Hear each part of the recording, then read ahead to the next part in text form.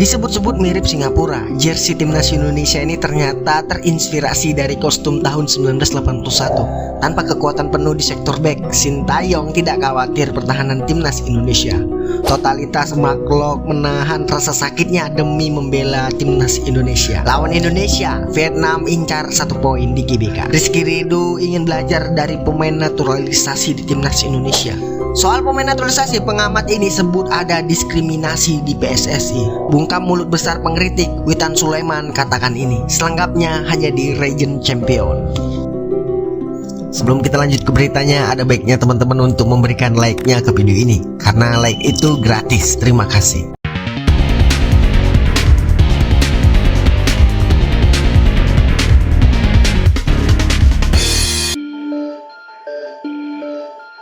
Timnas Indonesia akhirnya punya jersey baru. Expo selaku aparel resmi memperkenalkannya pada publik. Jersey yang diluncurkan ini terinspirasi dari kostum tahun 1981. Itu berarti sekaligus membantah anggapan pecinta sepak bola tanah air yang menyebut jersey ini terinspirasi dari tim nasional Singapura.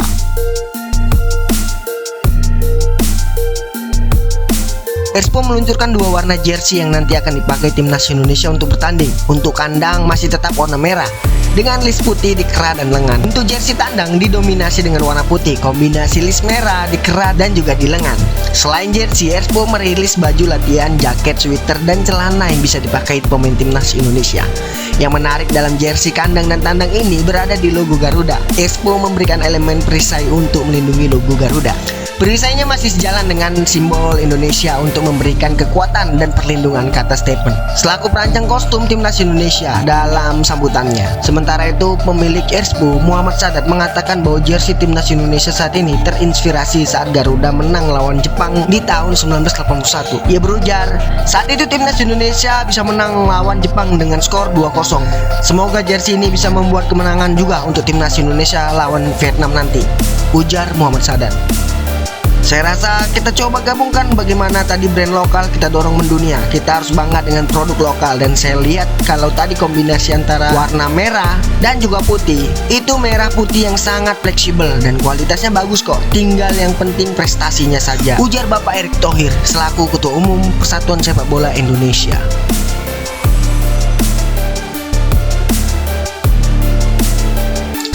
Kabar yang kurang baik datang dari timnas Indonesia jelang lakoni laga kualifikasi Piala Dunia 2026. Melansir dari laman resmi PSSI, setelah sebelumnya harus kehilangan Hussein Patinama yang cedera dan Asnawi Mangkualam yang menerima hukuman akumulasi kartu kuning, kini timnas Indonesia dipastikan akan kembali kehilangan 3 pilar lainnya, tentunya di lini belakang. Ketiga pemain tersebut adalah Jordi Amat, Yance Sayuri, dan Elkan Bagot. Jordi Amat sendiri memang sebelumnya sudah mengalami cedera bahu yang dideritanya sebelum gelaran Piala Asia 2023 kemarin. Bahkan pemain keturunan asal Spanyol itu harus menjalani pemulihan cedera di Spanyol sebelum bergabung dengan timnas Indonesia kala itu. Lalu Elkan Bagot yang digadang-gadang bermain dalam laga kontra Vietnam nanti ternyata harus menepi juga karena mengalami cedera. Dirinya juga diprediksi akan absen saat laga tandang ke Hanoi. Terakhir, Yance Sayuri yang akhirnya mendapatkan kembali pemanggilan timnas Indonesia harus gagal membela skuad Garuda karena cederanya juga. Kemungkinan besar dirinya mengalami cedera kambuhan yang didapatkannya saat membela klubnya, yakni PSM Makassar beberapa waktu lalu. Absennya kurang lebih 5 pilar andalan timnas di lini belakang memang sedikit membuat pelatih Sintayong akan sedikit pusing dan meracik skuadnya. Namun pelatih berusia 53 tahun tersebut sepertinya tidak akan terlalu pusing karena masih memiliki banyak stok pemain belakang berkualitas lainnya yang dapat mengisi pos dari pemain yang absen tersebut. Di sektor bek tengah, Sintayong tentunya masih memiliki nama Justin Hubner, Jai Ijes, Wahyu Prasetyo, dan Rizky Ridho yang masih bisa menjadi opsi. Sementara itu di posisi fullback masih memiliki beberapa pemain berkualitas lainnya semacam Sandy Walsh, Pratama Arhan, Nathan Joy Ayon, bahkan winger semacam Yaakob Sayuri dan juga Witan Sulaiman yang cukup familiar bermain di posisi fullback sejauh ini. Sepertinya dalam pemanggilan skuad timnas Indonesia kali ini, Sintayong sudah mempersiapkan segalanya kemungkinan yang bisa terjadi, termasuk resiko absennya para pilar andalannya.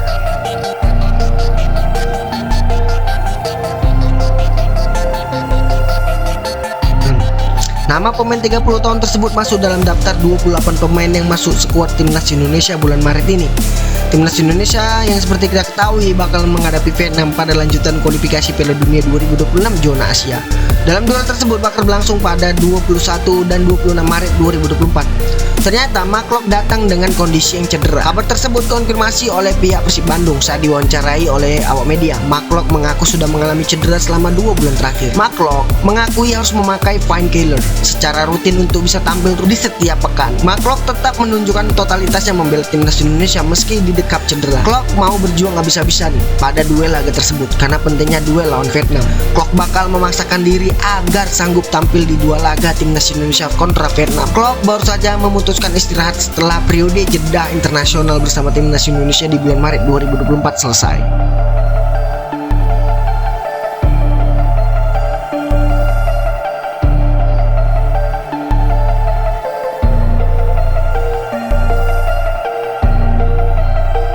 Timnas Vietnam membidik 1 poin saat dijamu timnas Indonesia dalam lanjutan kualifikasi Piala Dunia 2026.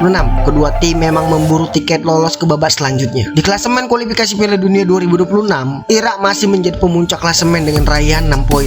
Vietnam ada di posisi kedua dengan 3 angka. Filipina dan Indonesia sama terbawah dengan catatan 1 poin.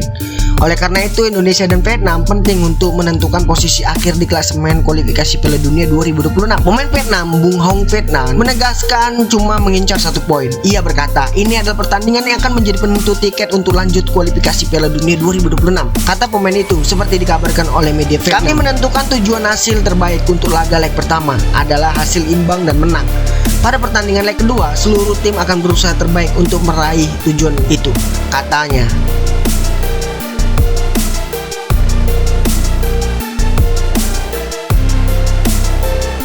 Rizky Ridho melihat sisi positif kehadiran pemain naturalisasi di timnas Indonesia meskipun berpotensi bergusurnya posisinya. Rizky Ridho mengungkapkan bisa siap menambah ilmu dari JIJS dan juga kolega. Daftar pemain dengan status naturalisasi di timnas Indonesia memang terus bertambah pada edisi Maret ini. Ada 2 pemain yang siap menjalani debutnya bersama skuad Garuda, yaitu JIJS dan juga Nathan. Selain itu masih ada 2 nama yang bakal diprediksi dalam waktu dekat masuk dalam skuad Garuda. 2 pemain itu antara lain adalah Ragnar Oranmangun dan Tom Haji. Menariknya banyak pemain naturalisasi di timnas Indonesia yang berposisi sebagai bek tengah. Situasi ini mungkin bisa berdampak pada peluang bermain Rizky Ridho ke depannya. Daftar bek tengah timnas Indonesia dengan status naturalisasi memang cukup banyak. Sebelum Jai ada nama Justin Abner dan Jordi Amat yang berposisi bek tengah. Sandy Walsh juga bisa dimainkan di posisi itu. Nama-nama di atas ditambah lagi Elkan Bagot membuat persaingan di posisi bek tengah semakin ketat. Namun Rizky Ridho tidak gentar untuk bersaing dan justru siap belajar. Rizky Ridho kemudian berbicara mengenai kekuatan terkini timnas Indonesia. Pemain berusia 21 tahun itu menyebut skuad Garuda saat ini dalam rasa kepercayaan yang tinggi. Rizky Ridho menyebut tim Garuda diisi banyak pemain berkualitas termasuk dengan kehadiran pemain keturunan yang dinaturalisasi. Ia pun berkata semua yang ada di tim ini semuanya berkualitas dan ditambah lagi naturalisasi. Ya mereka punya kemampuan dan pengalaman lebih baik dari kami. Kami sekarang lebih percaya diri, sambung. Ia pun berkata semua yang ada di tim ini semuanya berkualitas ditambah pemain naturalisasi. Ya mereka punya kemampuan dan pengalaman yang lebih dari kami. Kami sekarang lebih percaya diri, kata Rizky Ridho. Bek timnas Indonesia Rizky Ridho lantas berbicara mengenai laga timnas Indonesia versus Vietnam. Bek milik Persija Jakarta itu meminta rekan-rekannya untuk melupakan kemenangan di Piala Asia. Ya waktu itu di Piala Asia 2023 kita sudah menang 1-0, tapi mereka tetap kuat. Pastinya mereka akan mempunyai persiapan yang lebih matang di GBK nanti, ujar Rizky Ridho.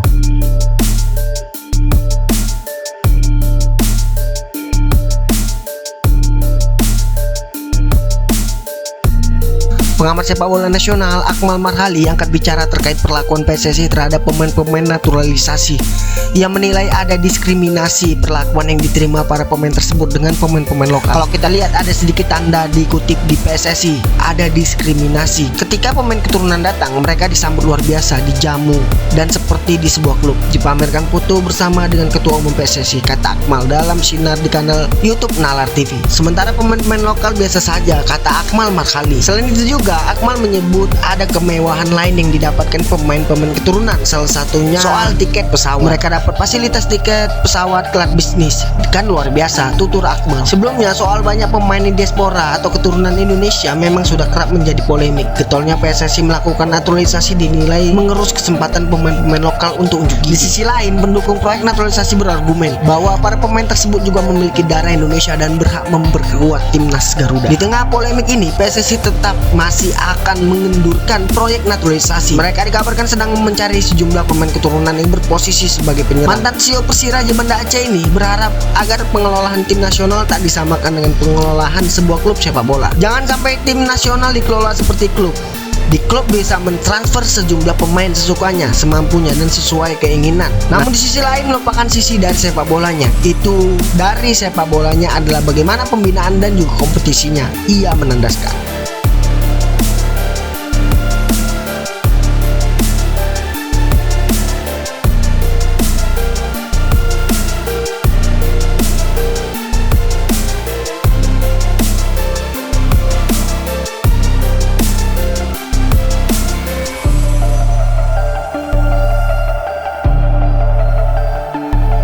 Winger timnas Indonesia Witan Sulaiman meminta polemik pemain keturunan diakhiri. Masalah ini jadi topik hanya kalangan netizen di akhir-akhir ini. Padahal pemain-pemain tersebut berhak membela skuad Garuda karena memiliki darah Indonesia. Selain itu, kehadiran pemain ini bisa menambah kekuatan tim pasukan Garuda. Tentunya mendatangkan pemain keturunan juga harus didukung dengan pelaksanaan kompetisi yang baik. Menurut Witan, polemik pemain keturunan harusnya tidak terjadi.